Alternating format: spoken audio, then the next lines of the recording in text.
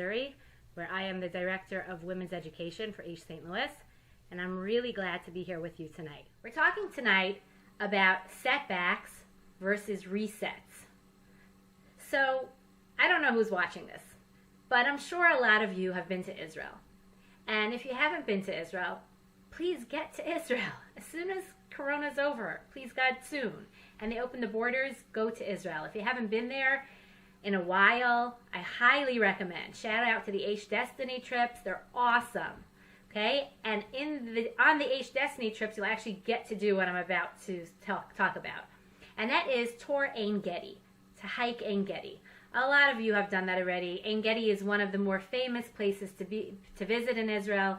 It's gorgeous. It's down south. It's a hike. You go up the mountain. There are waterfalls and you see wildlife and the view of the Dead Sea. It's just beautiful, really gorgeous. And I recommend going in February, in the winter, because you're down in the desert. The weather is beautiful then. It's like 80 degrees outside, and the water is really rushing because the waterfalls fill up from the rainfall in Jerusalem, believe it or not. It comes all the way down to the south. And so when you go in February, you get the full Ein Gedi experience. And when you go to Ein Gedi, or if you've gone already, you may have noticed that if you look on the sides of the mountains, when you're walking up the path, as you get closer to the hike, as you get closer to the part where you can climb up the mountain, there are holes into the walls of the mountain on the sides. And those holes are caves. And if you've already been there but you're going to go back, look out for those caves. And if you haven't been there yet, look out for those caves, because I'm going to share a story with you, which you may have heard. It's a great story, and it happened in one of those caves. The story is about King David. So this story takes place, 3,000 years ago. In Israel, we have history, Jewish history, for thousands of years. In America, you want to see something old? It's like 400 years old. You go to Israel, you can see old, okay? You can see stuff from 3,000 years ago. So if you go to Ein Gedi, the story that happened there, that happened about 3,000 years ago, is a really great story. It happened to King David. Now, King David, as many of you know, had a really tough life. Really tough.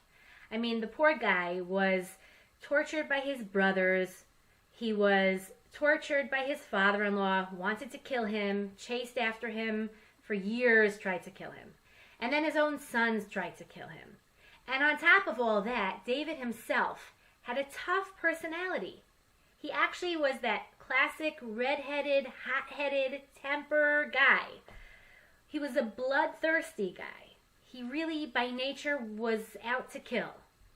And he had to spend his whole life controlling himself from within and also dealing with so many struggles from outside, from without. And the reason why David ended up being such a great king and such a great role model for us as Jews is because of that. It's because despite all his challenges, he really rose to the occasion. He really became an incredibly strong and worked on person and a real role model for us. And that's why he's the epitome of kings. And even, all our great kings came from David. So David, at this point in the time, about 3,000 years ago, is on Ein Gedi. And he's with his men, and he's running away from Saul. Who was Saul? Saul was his father-in-law. Saul was the king of Israel. David was about to take over for Saul and be the new king. And Saul had decided, for various reasons, multiple times, that David needed to be killed. He was rebellious. He was rebelling against the king. That's punishable by death in Jewish law. And Saul was out to kill him. He was chasing after him. And David spent a good part of his time hiding from his father-in-law, Saul. And the story took place on Ein Gedi. David and his men are there, running away from Saul, and Saul's coming. So David quickly hid in one of those caves at Ein Gedi. So when you walk up that path, as you get toward the hike and the lower waterfall, look at the caves. I don't know which one he hid in, but in one of those caves, this story happens. David's in the cave, and he's hiding from Saul. And Saul has no idea that David is in the cave. Well, Saul, at some point, needs to use the bathroom. And he walks into the cave that David was hiding in. So picture the scene. David is hiding. He's quiet. He's in the back of the cave. And suddenly Saul walks into that cave. And David has his moment. He can just kill the guy and be done with it. His father-in-law, who's tortured his life, made his life so challenging and difficult, now is his chance. He has a sword. Saul has no idea he's there. Just get up and kill him. And keep in mind, David was bloodthirsty by nature. He wanted to kill him. He wasn't scared. He wasn't scared of pulling out his sword and killing him. That's what he wanted to do. And he is filled with this burning desire to just kill Saul and be done with it.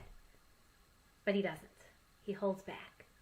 And instead, he sneaks up to Saul and he takes his sword and he slices off a corner of Saul's cloak. Saul was wearing some royal robe that was, multiple layers, and he didn't feel it.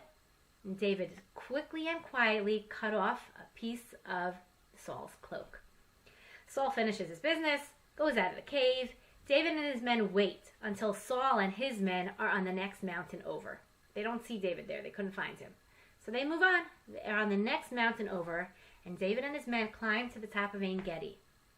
And David holds up that piece of cloak, and he calls out to Saul, and he says, "Hey, father-in-law, dad, look what I have. Look what I could have done to you."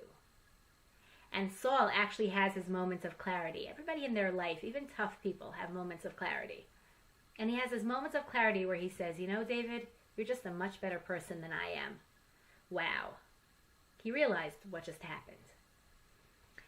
Now, David went, after this story, he wanted to write it up in his diary, which we all know it's King David's diary. We call it Tehillim, Psalms. Some people think Tehillim is poetry. It's really not. It's actually really a diary of David's life. Every time he went through something that was a monumental event, that was a difficult situation, a challenging situation, he wrote it up in his diary called Tehillim, called Psalms. This story was monumental. He stood in that cave. He had his moment to kill Saul and end his suffering. And he didn't. It wasn't the right thing to do. It would have been murder. And he held himself back. And that took such tremendous effort on David's part. And he was so filled with emotion when it was over, he burst into a chapter in Tehillim and Psalms. He burst into this diary entry. And he writes chapter 57. It's my favorite chapter. Go look it up, okay? It's great.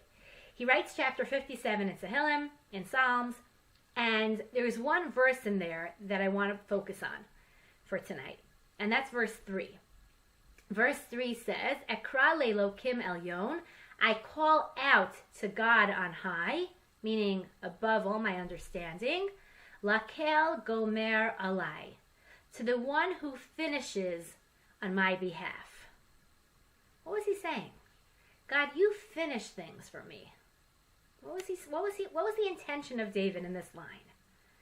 What David meant was, I live an insane life. I live an insane life. I'm running from everyone. I never have a minute of calm. And I just want to do the right thing. I also am fighting my own nature all the time, controlling myself. I just want to do the right thing. I don't know where any of this is going to end up, God. Only you know. All I know is I'm going to put in all my effort. I'm going to do my best. And you, Hashem, you're going to say where all that goes. You're going to control the outcome of all this. Because you are the one who finishes for me. The truth is, this is an idea that applies to all of us. We think that we're investing and we're researching and we're putting in the effort and we are building and we are working on something and we're creating and we're doing and it's all us. But at the end of the day, the outcome ain't in our hands. It isn't all us. The end result, totally up to God. And all of you who are joining me tonight have had a story like this. You probably have thousands of stories like this, where you worked at something and you worked at something and you worked at something, and poof, just didn't work out. The whole thing disappeared. I know I had that. I'll give you one example of that. One example of that was a couple of years ago. My husband and I had been looking for a house in our neighborhood. We used to live in another neighborhood in Missouri called Chesterfield. It's a suburb of St. Louis. Those of you who've been here maybe heard of it. And we were looking to move to University City, U-City, the other neighborhood. And we were looking for a long time. It was really hard for us to find a house because houses in University City are small shoeboxes. And we, at that point, already had our 7 children. So we couldn't fit in a shoebox. And we were just looking, and finally, after 2 years, we found a house that was really going to work for us. And we gave them a contract. We had a deal going. We had the contractors come. It needed a lot of work to make it work for us, but it was going to work for us.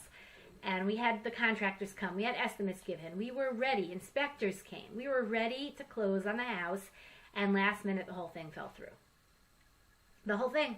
We had put in so much work, and we had put in so much time, and we had a contract, and we even had the contractors. The work was planned out. We had it all worked out, and the whole thing fell through. The outcome's not in our hands. The outcome is not in our hands. That part is in Hashem's hands. So when we say setback versus reset, there's a difference. A setback is, I have a goal. I am going somewhere. I am headed on a certain path and nothing's going to stop me. I may have setbacks along the way, but I'm going to go there, right? You're trying to lose weight. You're trying to lose weight. So you're eating healthy, tons of vegetables, lots of lean protein, healthy carbs, in moderation, everything. You're going there, right? You're losing 20 pounds. And one day you have a setback. Right? You're with friends and you're going out for lunch and everybody's just having a muffin and they look so good and you just have that muffin. A muffin's so bad. Ice cream, right? And you just have that. That's my thing more. Ice cream. You have that triple chocolate, please. Vanilla, okay? Triple chocolate ice cream sundae. And it's really a setback. It's not on your diet. But it's a setback. You move on. You messed up. Whatever. I'm glad you enjoyed it. You moved on. And now you're going to continue reaching that goal of losing the 20 pounds. That's a setback. I'm talking about not setbacks, but resets. I'm talking about where you're headed in a certain direction, and then something happens that says, bam, end it here. You're not going this way anymore. You're going this way now. Reset. Hashem, God says, I have a different plan for you. And the one you thought that was the best plan for you, it's not. And there's a better plan. And it might not happen right away, but it will happen one day. There's a better plan for you than what you think you're supposed to be doing. So with our house story, what happened? That house fell through. And about 6 months or a year later, the much better, perfect house for us, I should say, came up. Much better location, much better house. Everything about it was better for our family. It was the whole thing. It was like, okay, now I get it. When I was in the moment, I didn't get it. I was pretty upset, and we'll talk about how to react soon. But it was a reset. It was Hashem saying, you're on this path, but now you're going to turn that way and go in a different direction. I'm going to share a story with you. It's a true story about a man in Mexico City. His name was Jacobo Sherem. Jacobo Sherem was involved in commercial real estate. And he lived in Mexico City. He had this giant, really enormous office building. It was like a whole campus of office buildings that he was trying to sell. And if he sold it, he was going to make a lot of money. It was really an expensive property in a great area of town, and he was really trying hard to sell it. One day, 2 men from overseas, European men, contacted him. We're really interested in that property. Can we come and meet with you? Yes, of course. So they come to his office. First, he gives them a tour, takes them on the grand tour of the property, shows them how, it's enormous and it has so much potential and all the ins and outs. They go on this long tour of the property, and then they sit down to negotiate. And they're talking and they're talking and they're negotiating and negotiating. And after a while, Jacobo realized that it was getting late. And it was Friday. And Jacobo had recently started keeping Shabbat. And he said to the men, listen guys, I can meet with you for another hour and a half. But in an hour and a half, I gotta go. And they said, okay, we'll try to make this quicker. And they're still negotiating and talking, and the clock is ticking, and they're not anywhere near sealing the deal. And finally, it's been an hour. And Jacobo says to them, listen, half an hour, guys. I can't do this longer than that. And they're like, okay. And they continue negotiating, and they're trying to work out the deal. And a half hour passes, and he says, I'm really sorry. This is not happening. I gotta go. My Shabbat is more important to me than money. And the two men look at him, and they're like, we have a flight tonight from here back to Europe.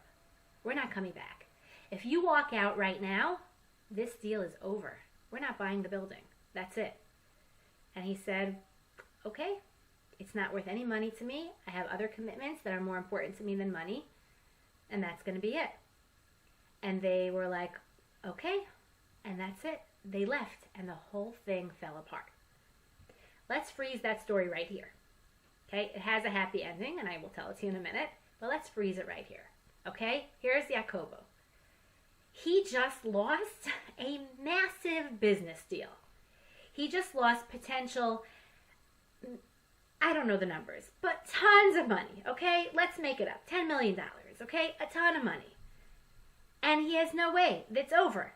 He chose Shabbat, but he also chose to lose a boatload of cash, right? That's it. The deal's over. He's never going to have this deal again.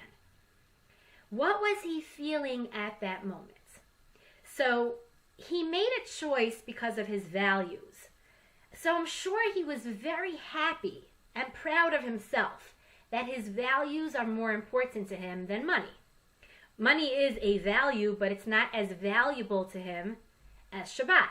That's a choice he made, and that's really impressive, and he should be very proud. But at the same time, I'm sure that he was mourning. He was mourning the loss of all that money.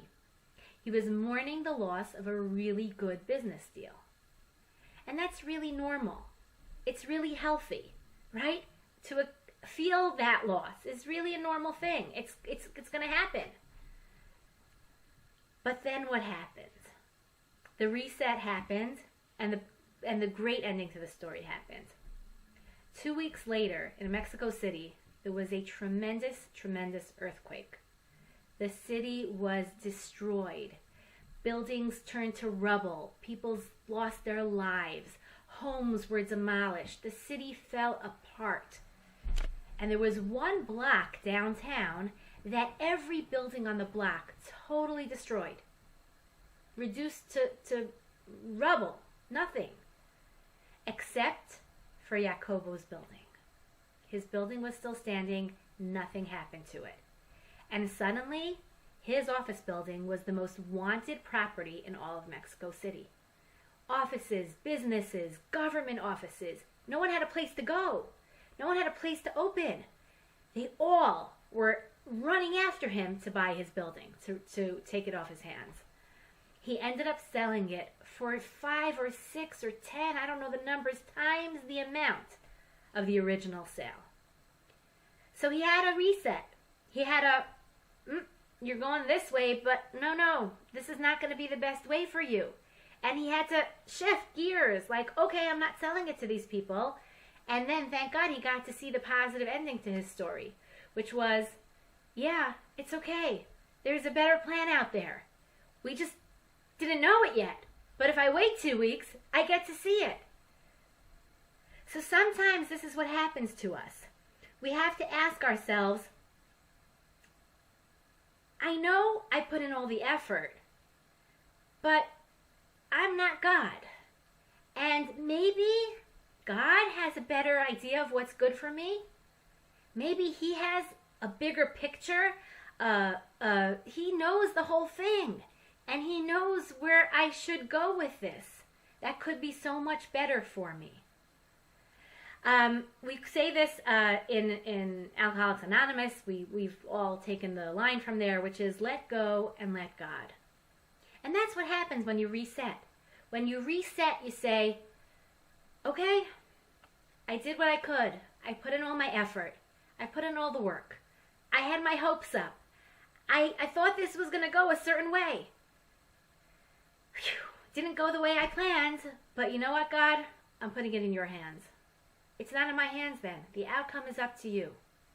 I think a lot of us have gone through this over the last 4 months.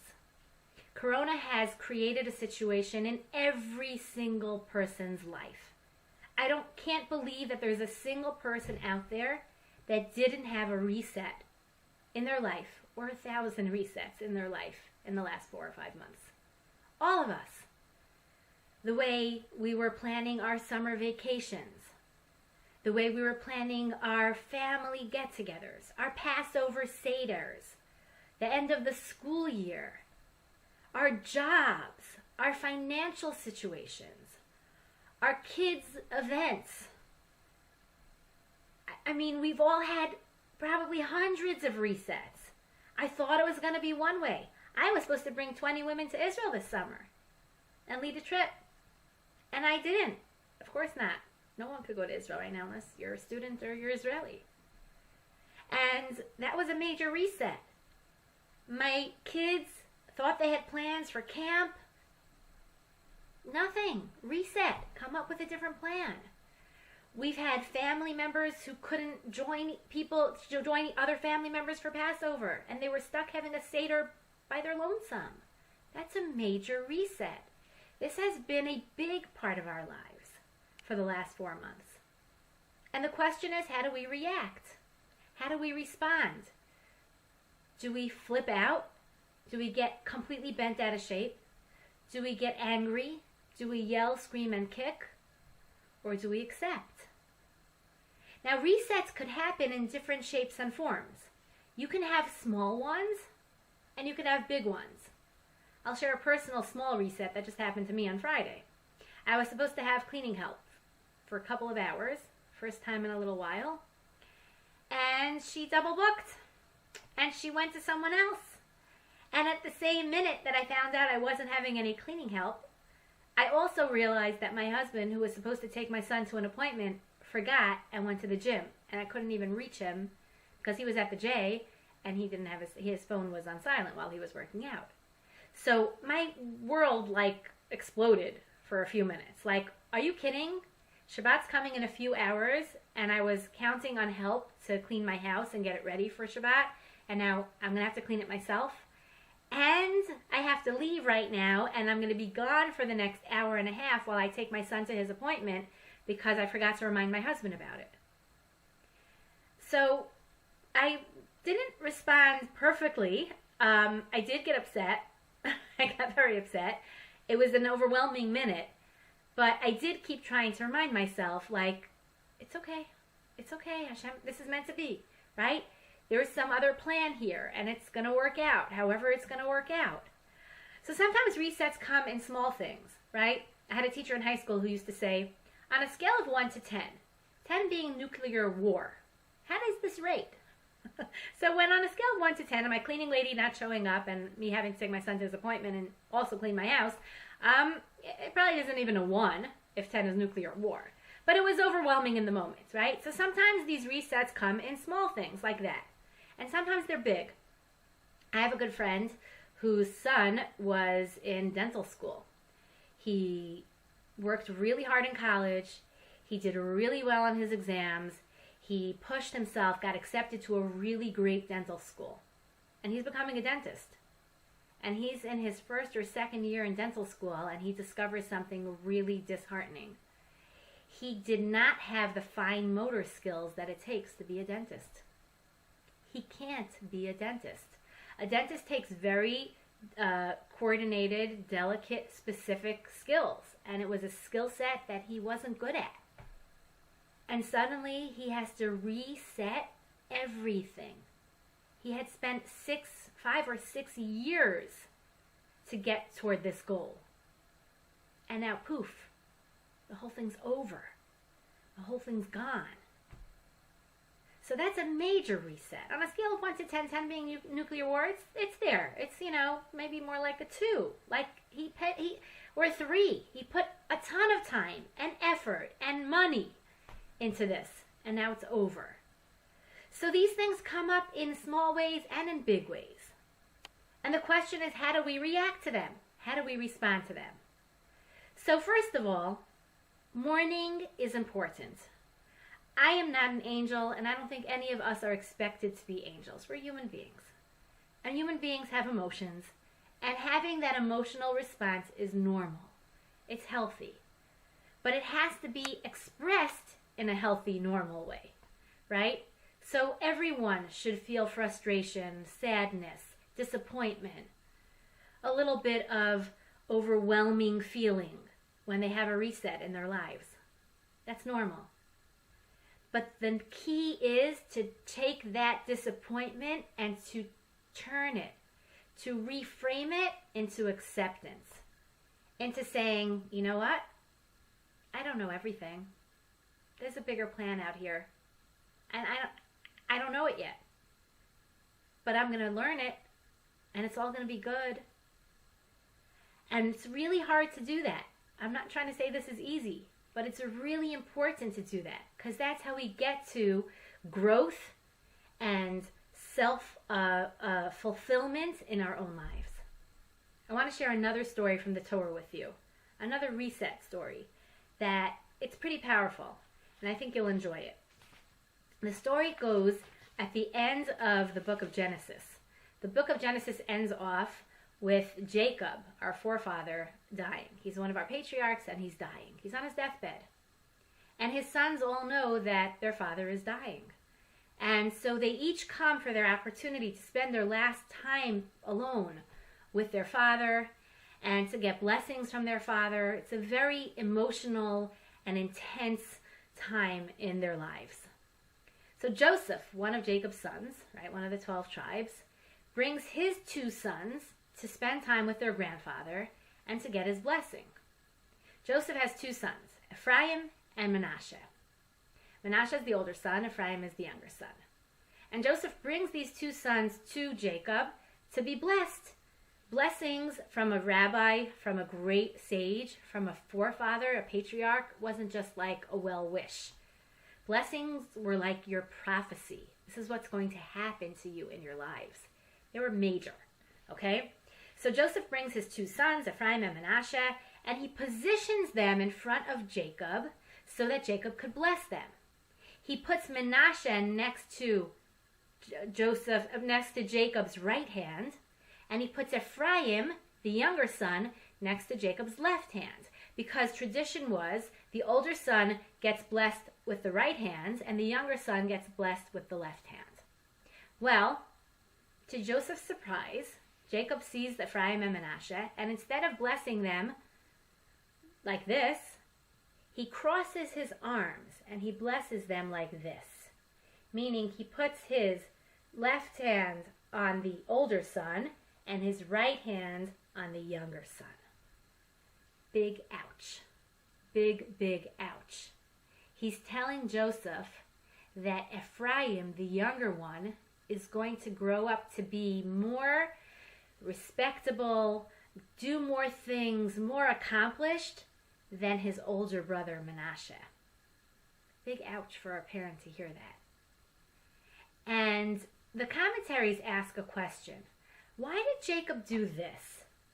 He was an old man who was dying. This is not a comfortable position to give blessings in. Why didn't he just say to Joseph, no, switch them. I want Ephraim over here and I want Manasseh over here. Why does he cross his arms instead? So Rashi, the most famous commentary, says, because it would have been embarrassing for them. It would have been much more in their face, like, oh, you don't deserve this blessing. But I want to give you a little bit of a deeper answer. A deeper answer here would be that this was a climax. This was a climax in the life of Joseph. Joseph has been raising his children. This is Manasseh, his older son. He's going to be his pride and joy. He's going to be incredible and do great things. This is Ephraim, his younger son. He's also going to be his pride and joy. He's hopefully going to follow in the footsteps of his older brother Manasseh. Freeze that frame for a second when Jacob goes like this. Boom. Poof. It's all over. Your dream for your sons, Joseph, has just vanished. They're not going to be what you thought. Ephraim's going to be the more successful one. Ephraim's going to be the greater role model. Manasseh's going to be not nearly as impressive. That was a huge, huge deal. That was not a simple thing. At that moment, Joseph has a test. Let's see how you are going to react. Let's see how you're going to respond to this reset. This is not a setback. This is, Joseph, you're going this way. Boom. Jacob's telling him, you're going this way. And how does Joseph respond? Silence. Doesn't say a word. That means he accepted fully. He didn't say, Dad, this is not okay. No, wrong. He tries. He says, no, wrong one. And Jacob says, no, this is how I want to do it. And he just accepts it. Okay, that's how it's going to be. Might not be what I thought I was working toward. It might not be where I thought I was going, but I'm not going to flip out. I'm not going to lose it. It's a reset. Acceptance. I take it from you, God. You know better than me. That moment with Joseph is so powerful. It's such a lesson of taking something that we weren't planning on and saying, I'm okay with it. I'm going to let go and let God, because this is clearly what was meant to be. And now, let's get a deeper answer to why Jacob did this. Okay, why doesn't he just tell Joseph, switch their spots? So, there's an interesting idea that every one of the tribes corresponded to a month of the year. Okay? Every one of the tribes corresponds to a month of the year. And Joseph actually gets divided into 2 months, one for Manasseh and one for Ephraim. And Manasseh's month is the month of Cheshvan, of the Jewish month Cheshvan. Now, some of you may have heard that the Jewish month of Cheshvan is the only month in which we have no holidays, no inspiration whatsoever. Now, there are other Jewish months without holidays, but they have fast days. And although a fast day is not a holiday, it is still a source of inspiration. Cheshvan, the month of Cheshvan, has neither. No holidays, no fast days, no inspiration. But really, it should have had, because the first temple was actually finished being built in the month of Cheshvan. And the inauguration of the temple, the big party, our temple is done, should have happened in the month of Cheshvan, right then. Only God said, nope, we're not doing it now, we're going to wait. And they waited 11 months till the month of Tishrei, almost a full year later, and that's when they had the inauguration of the first temple. So Cheshvan gets gypped. It's a month of no holidays. It's a month of no inborn, built into it inspiration. Not even a fast day. And then when it could have had something, it could have had a big party in it, nope, gets gypped. Nothing there. The thing is, the sages tell us, that's because you gotta wait a little bit. The month of Cheshvan is going to have its moment, because when the third temple is built, at the end of days, time of the Messiah, time of Mashiach, that third temple is going to be finished and inaugurated in the month of Cheshvan. So it's worth waiting for. You don't have anything now, but you're going to get it in the future.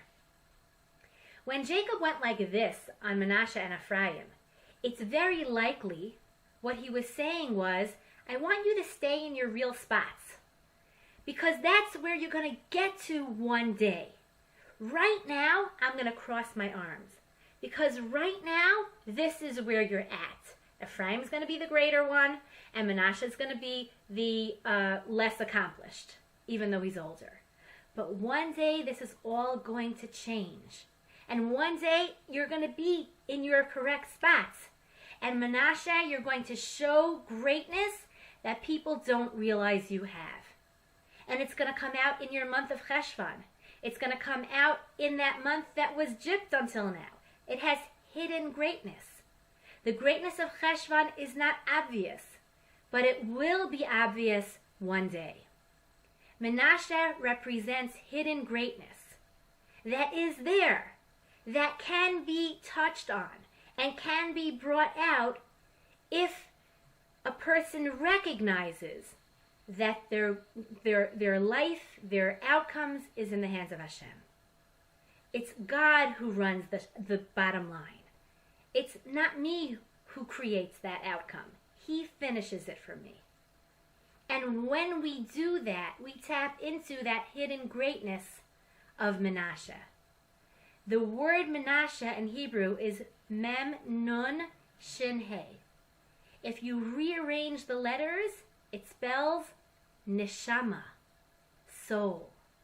Menashe represents that hidden greatness, that soul that's deep within a person, that has to be brought out.